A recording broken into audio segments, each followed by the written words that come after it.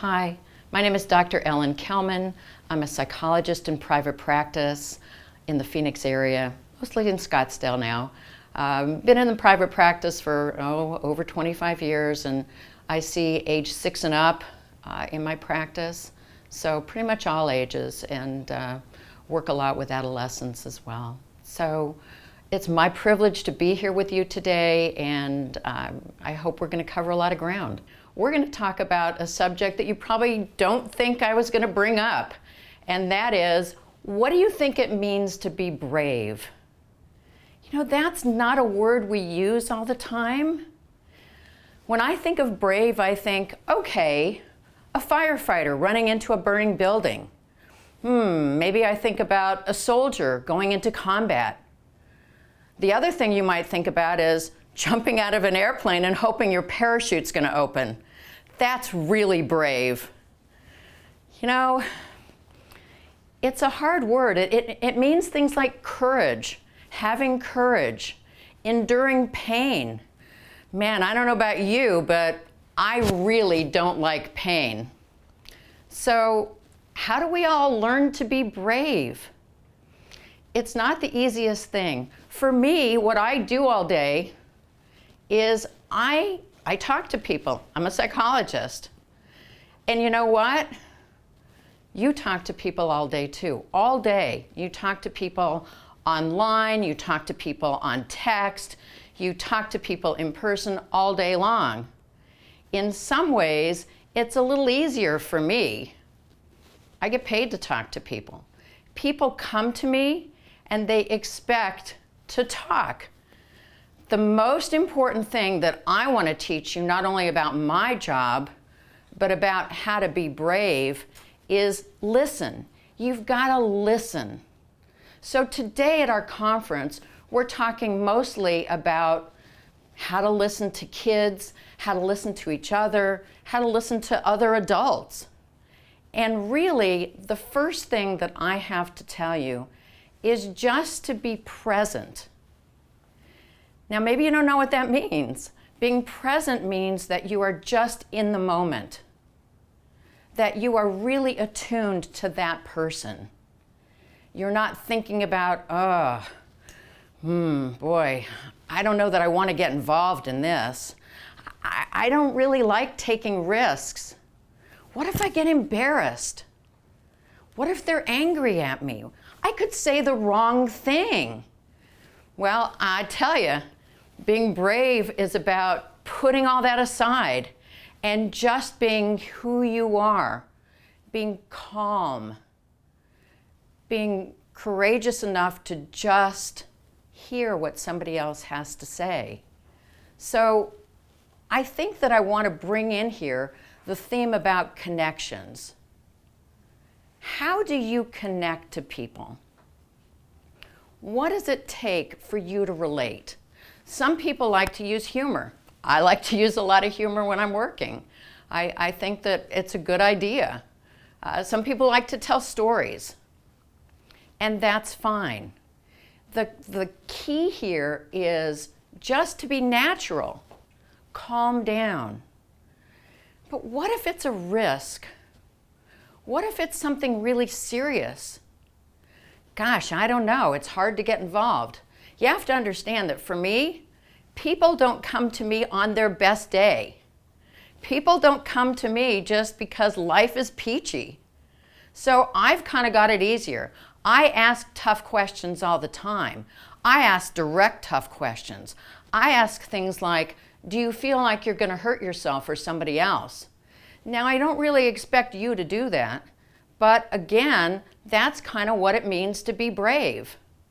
You want to be able to ask those tough questions if you need to.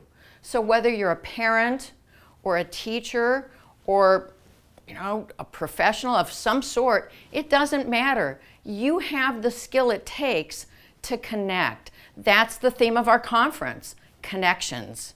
We're all connecting. So let's talk some more about being present. Being present is just taking your mind, taking your brain, and saying, okay, I'm here for this moment. I'm not thinking about my shopping list. I'm not thinking about, What time is it? I'm really just in the moment. And I feel like we're all so busy that that's not something that comes natural. It sounds easy, oh, be present, but it's really not. So when you hear somebody say something, that a little red flag goes off, you really want to listen. You want to slow down. You want to ask questions. Now, our first instinct is, oh my gosh, I've got to fix this.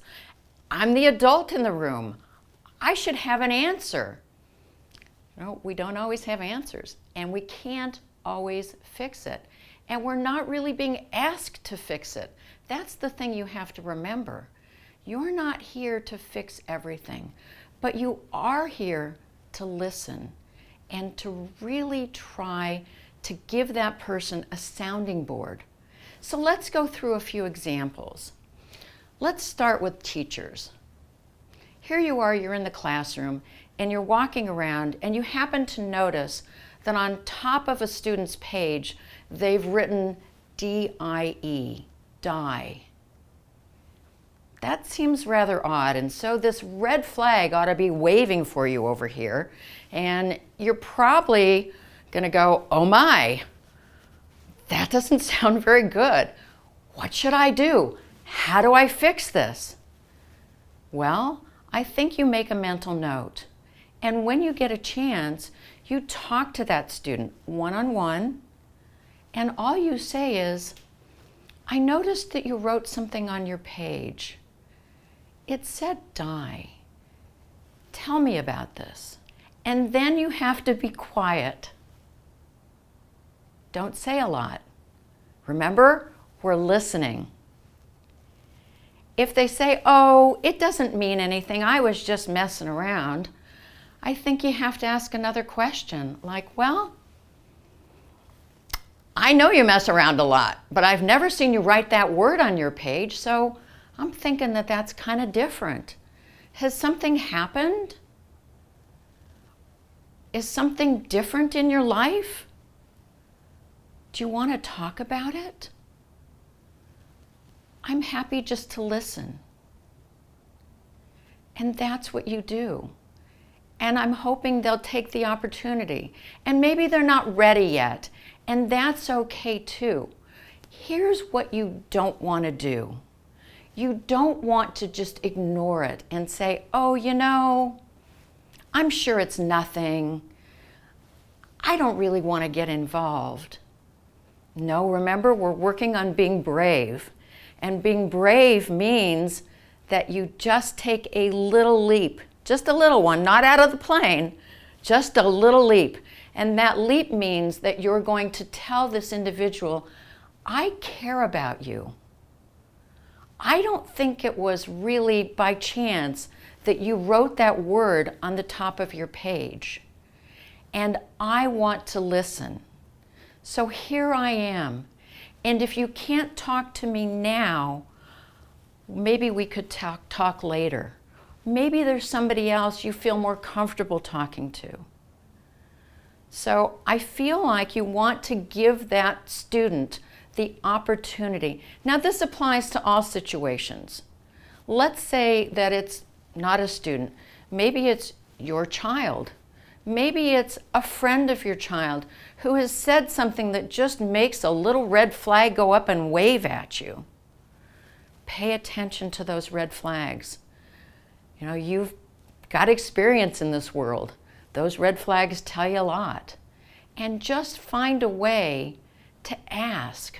Remember, we're asking questions. How can I help? Are things okay at home? Has something happened that's new? So let's do another example. Let's say that you see a child who's really isolating. They're sitting on the side, they're not playing. Maybe they usually are very social, but they look different today. Maybe you don't even know how they look different, but they look different today. What do you do? Well, I'll let somebody else handle it. I don't really want to get involved. I'm sure they're fine. Maybe they just have a cold. That's not what you do. I think you know that part. What you want to do is you want to say, hey, what's up? Something going on? Hey, look, they're all playing soccer. How come you're not out there? I usually see you out there playing soccer. You're not today. Those kinds of questions. Give them an opportunity to tell you what's going on. And then listen. Now, let's say that the answer is alarming. Let's say that the answer is, everybody hates me, so I'm not going to play with them anymore. And I don't even want to be here anymore. Well, what does that mean? I don't know what it means. I'm a psychologist, and I don't know what it means when somebody says, I don't really want to be here anymore. So I ask a lot of questions. So, do you not want to be here at school today? Is that what you're saying? Or do you not want to be on this earth? Is that what you're saying? Then stop talking. I think the hardest thing for adults to remember is to stop talking. The second hardest thing for adults to remember is you are not responsible for taking away someone's pain. I wish you were. Believe me, in what I do, I wish every day that I could take away someone's pain. But I can't. I have to help them take away their pain. So if you talk too much, they're happy to just let you go on because they're not real comfortable with this subject right now. So you just are giving them room. You're giving them an ear, an opportunity. You know? Gee, that must really suck to feel like you don't want to be here. I'm really sorry. Then pause again. Let me give you an example of something else you don't want to say. Well, you know, when I was your age, I felt that way a lot. And you know what helped me? You know, I will tell you, kids look at us like, wait a minute, you're from the dinosaur age, and I'm sure whatever you did when, first of all, you were never my age. I know that. And secondly, whatever you did, you are not in my shoes. And you know what? We weren't. Most of us, I mean, come on, how many of us had cell phones and texts and blah, blah, blah? We did not. There wasn't social media, and so I do not know what it's like to be, and I don't know what it's like to be in anybody's shoes. Right? I don't say that to people. I know what that feels like. I don't know what that feels like, but I'm hearing you tell me what you feel like, and I want to listen to that. And I'm here to bear witness, and I'm here to validate, gosh, you know, that must be hard to feel that way. Gee, you know, it sounds like you're kind of sad. Is that what I'm hearing? Remember, now we're going to stop. And what are we going to do? We're going to listen. So you can all be brave. Don't try to fix things. Don't try to just take away everybody's pain. You can't do that. Let's do a third example. Let's make this a teenager. A teenager starts to ask you disturbing questions, maybe about somebody that they're really upset with or don't like. And do you think I would get in trouble if I did something to them? You know, what if, you know, what do you think would happen? You know, do you think I could send a message and get them in trouble and nobody would know? So maybe that's a, you know, example you don't hear often, but now we're doing something where somebody else is threatened, not just them. All right? Now, when we hear somebody really being threatened, either threatening somebody else or themselves, like, I just want to die or I don't want to be here, our first reaction is to get very upset and to go, oh my God, don't say that. You know, you're such a great person. Don't say that. Well, I don't know about you, but when somebody says to me, don't say that, that's pretty much my cue to be quiet. All right, I won't say that. God, you know, didn't mean to upset you. Calm down. So now they're trying to make you feel better instead of the other way around. So that's something you don't want to do. What you want to do is take a deep breath. Inside you might be going, oh my. But outside you're saying, I'm not really sure I know what you mean. Tell me a little bit more about this. Get them to talk. All right, validate. Gosh, you must really, sounds like you're angry. Am I right? Do you feel something else? Tell me a little bit.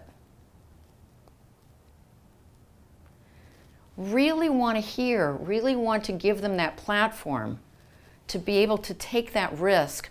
And what you're doing is you're laying the groundwork for trust.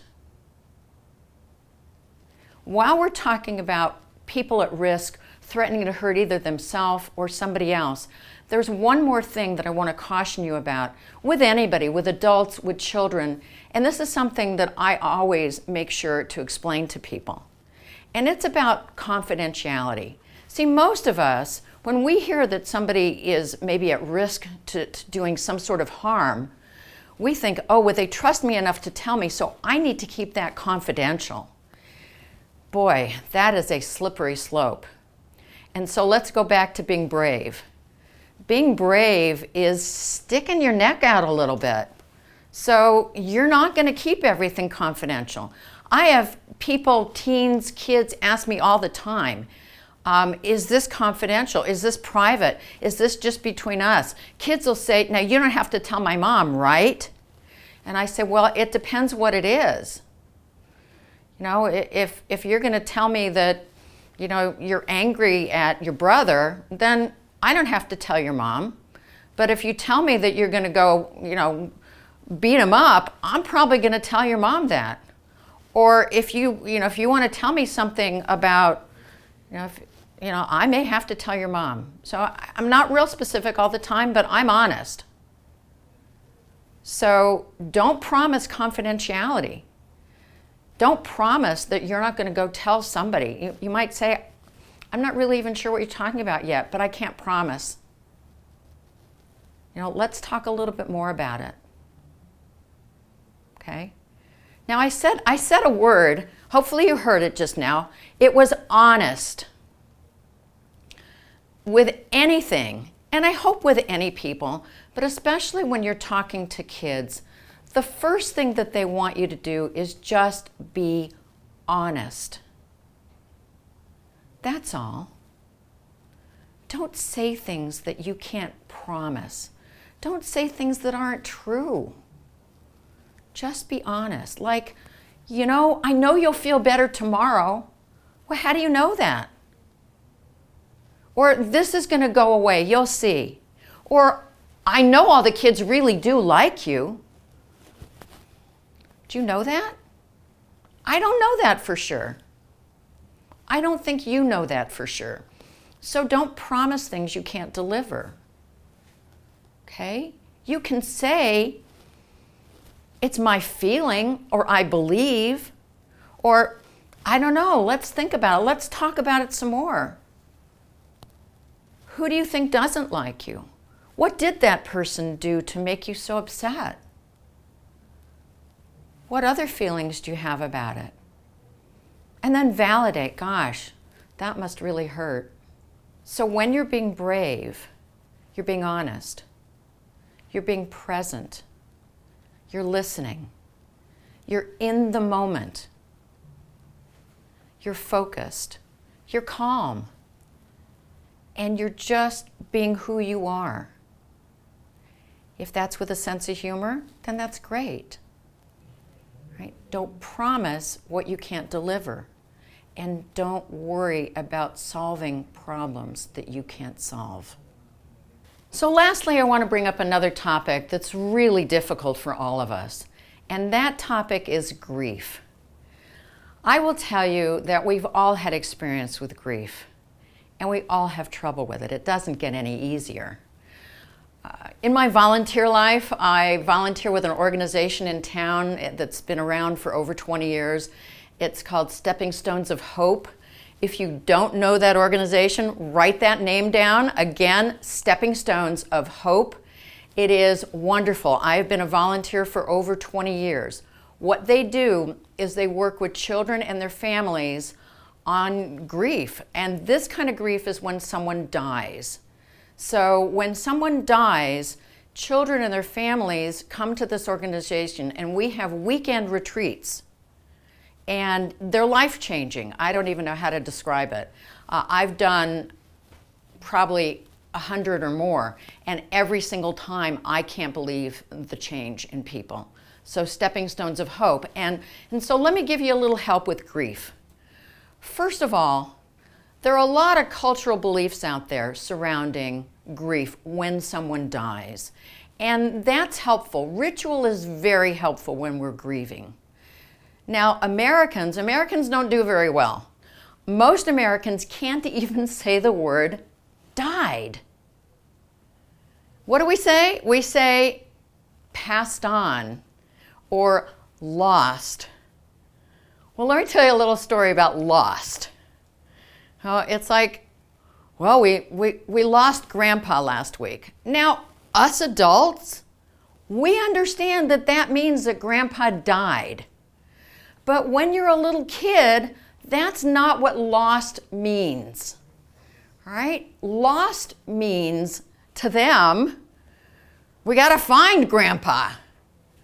I once had, I think he was a 6-year-old in my office, and his parents brought him because he would not go anywhere. He stopped wanting to leave the house. He would have a major meltdown if they wanted to go to dinner or to the mall. He no longer would go to the playground at the park, and they couldn't figure out what was wrong. They told me that his grandfather had died, and maybe that had something to do with it.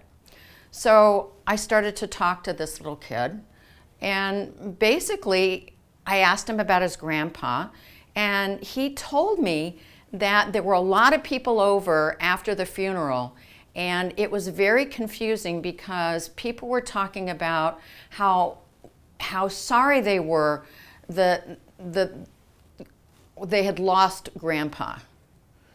You know, so sorry for your loss.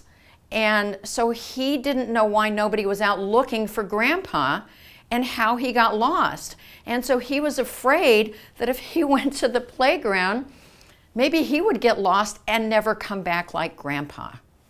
So words like passed away or lost don't have a lot of meaning to children who are very concrete, operational thinkers. So the word died, I know it's a pretty dark word to many people, but it's just true. One of the things we all have in common on this earth is we are all born and we will all die. We will not all die the same way or at the same time in our life, but we will all die. And that is not such a bad word. So I want to make sure you understand that part of, let's go back to being brave. Being brave means that maybe you can say, Grandpa died. Kids don't have much of a concept about that either. When we get kids at Stepping Stones of Hope, little kids, often they'll say, but will I see Grandpa next week? They're still not sure that died is permanent or what it means, and you'll have to explain that. The thing that I hear the most is, what do we say when somebody has died? What do I say to my best friend? What do I say to my coworker if their mother died? What do I say? Well, I'm going to tell you. I know exactly what you should say. Are you ready? You got to get ready because I'm going to share this with you. So you might want to take notes. You probably want to write this down, put it in your phone. Here's what you're going to say to somebody who has had somebody die in their life. You're going to say, I'm so sorry. Got that? I'll say it again. I'm so sorry. That's all you can say. Let's talk about the wrong things to say. You've all heard them. If you've had somebody die in your life, you have all heard them. Oh, here's the common one when a child dies. And I don't know about you, but there's got to be nothing worse than a child dying.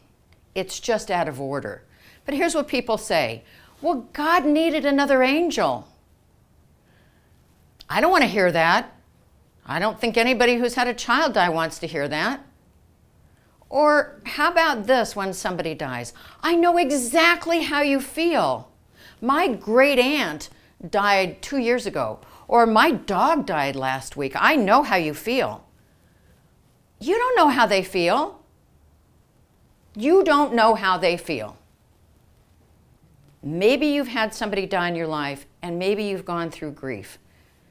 And if you have, you know that the only thing anybody can say is, I'm so sorry.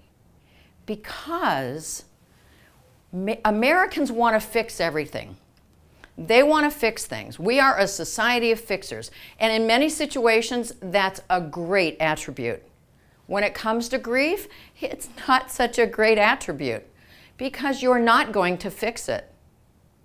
Right? By saying to somebody, well, they're in a better place. That would make me really mad.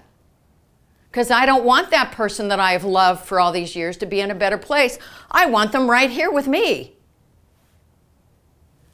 All right, how about another one? You guys, I'm sure you're all there thinking of a million that you've heard. How about this one? What's the first thing people ask when somebody has died? How old were they? Does that matter? I guess we're all comparing ourselves. Well, you know, if they're 50 and I'm 50, and wow, they were 24. Oh, I've lived a lot longer than that. But here's what happens. Let's just say you say, well, they were 89. My father died when he was 89. And people would say to me, oh, well, he had a long life. Well, you know, I had my dad in my life a long time. And I didn't want him to leave then. I didn't care if he was 89 or 189. It didn't matter to me. So again, let's rehearse. What do you say when somebody has died? I'm so sorry. That's all you can do. That's all you can say. And here's the thing about being brave. People who grieve, who've had somebody die, say to us all the time, people don't talk to me. Friends don't call. Yeah, they've sent all their casseroles, and now that's all in my freezer, but nobody calls me. Why? Because, like we talked about before, it's hard. Oh, what if I embarrass myself and say the wrong thing? What if I don't know what to say? What if they're crying? Then what do? Oh, I don't know. Be present. If you are a friend, what would you want from somebody else? You would want that friend to be there. You don't want him to say anything. You don't want him to fix anything. You just want them to hug you, to say nothing, to sit with you. Maybe you want them to do a load of laundry. That's what's helpful. Nothing else. So in order to be present with grief, all you have to do is care about that person. Back to children. When children are grieving, you want to be honest. If it's something that's horrible that you don't think they can hear right now, you need to say, you know, I feel like we need to talk about some of those details when you're a little older. You know, let's bring that up a little bit later. The last thing I want to say about grief is that it's kind of misunderstood. We think about death when we think about grief, but really we grieve for any major loss in our life. So let's say that a lot of people during this pandemic have lost their job. If it's something that you really liked, that you really needed, then that's going to cause grief in your life. If a friend moves away, it's a loss, it's a major loss, and you're going to grieve. So think about during this pandemic, during COVID, how much loss there has been. There's not only people who have died, but we've all lost so much. Some of us have lost our autonomy, our ability to just go places, to be independent. We've lost that feeling of safety, of security. It's very hard to experience that secondary loss. Sometimes when one loss happens, like people dying of COVID, there's a secondary loss that happens as well. And that secondary loss is things like schools closing. That's a secondary loss. Or if you are grieving for somebody who's died, let's say my dad dies and then my friends don't come around, so now I've lost friends. For children, this happens a lot. Other kids don't know what to say when somebody has died, so they might have lost a mom and then their friends don't talk to them because they don't know what to say. The other thing that happens is secondary loss is, so COVID happens and now kids have lost that socialization at school when schools close. Kids have lost the ability to be on that football or soccer team. Kids have lost graduation as we all know it to be. So many secondary losses are the result of, some sort of grief. I want you to know that to talk to people about these is, again, that being brave, that being present for somebody, the honesty it takes, the time it takes just to listen. So let's sum up what we've talked about today. We started with the concept of, gosh, do I have to jump out of a plane and worry about my parachute to be brave? No, you don't. Well, what do I do to be brave? You need to be in an uncomfortable situation sometimes and hang in there. You need to listen. You need to just be present. You need to be honest. You need to not promise that you can solve things. Don't overtalk. Don't promise that you can keep everything confidential. We've learned that when somebody is grieving, that we're supposed to say 3 words. What were those 3 words? Come on, you wrote them all down. I made you write them down. You're supposed to say, I'm so sorry. If you want to ask a question like, how did they die? What's your favorite story about them? That's fine.